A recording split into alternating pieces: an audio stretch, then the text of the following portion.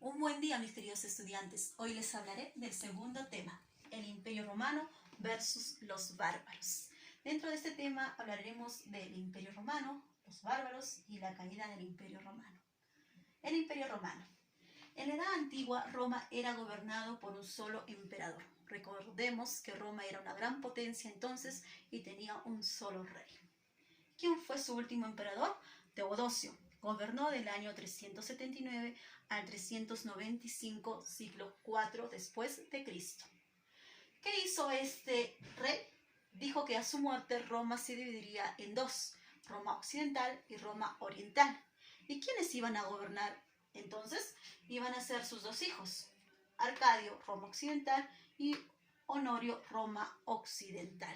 Entonces Roma ya no tenía un solo rey, tenía dos y se dividió, valga decir, en dos, Roma occidental y Roma oriental. Estamos hablando del siglo IV. Los bárbaros. ¿Quiénes fueron los bárbaros? Pueblos extranjeros o tribus que vivían en las fronteras de Roma. Es allí que empezaron a ver el gran potencial que tenía Roma. Eran considerados inferiores por los romanos. ¿Por qué? Porque no tenían sus mismas costumbres, su misma cultura, adoraban a otros dioses también. Eran considerados también, como ya se dijo, inferiores, y ellos se organizaron a la vez en germanos y en los hunos. Dentro de los germanos tenemos muchas tribus, entre ellos tenemos los godos, los vándalos, los francos, los anglos, entre otros. ¿Y quiénes fueron los hunos? Los hunos son considerados por la historia por temibles jinetes, porque eran muy aguerridos y no le tenían miedo a nada ni a nadie. Ahora, vamos a ver sobre la caída del Imperio Romano. ¿Por quiénes fueron conquistados o quiénes lograron la caída de este gran imperio?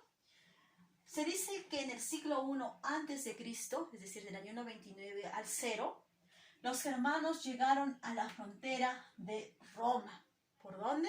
Por los ríos de Rin y Danubio.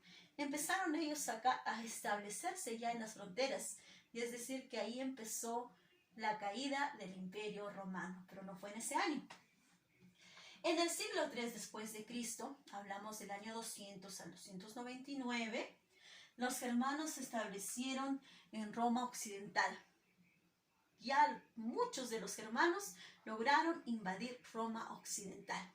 Pero para ello ya Roma había descubierto que ellos tenían grandes potenciales. Eran buenos para la guerra y buenos en la agricultura. Por eso Roma quiso conquistarlos más de una vez y no lograron su objetivo. Entonces decidieron mejor traerlos hacia ellos dentro de los ejércitos y también en la agricultura. Y ellos aceptaron. Pero ¿saben qué pasó acá? Nos dice que los germanos pedían tierra a cambio de su servicio. Ellos les decían a los romanos: tú me quieres tener para tu servicio, yo acepto, pero hay una condición: tú tienes que darme un poco de tu porción de tierra.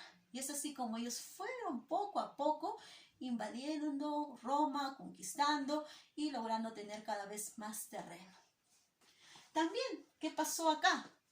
Los romanos descuidaron, se podría decir, al ejército.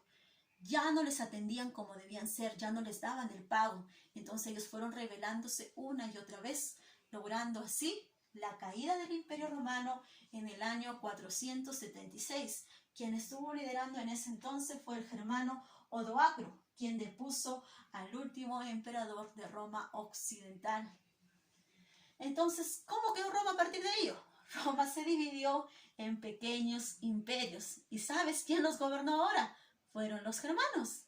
Entonces ahora ya no hubo reyes romanos, sino reyes germanos que gobernaron el imperio de Roma occidental, ahora conocidos como pequeños imperios. ¿Y cómo quedó Roma oriental? Roma oriental no logró resistir a los germanos y por eso ellos no fueron conquistados y siguieron su forma de gobierno por un rey. Entonces, mi querido joven y señorita, ¿por quién se dio la caída del Imperio Romano? Por los bárbaros.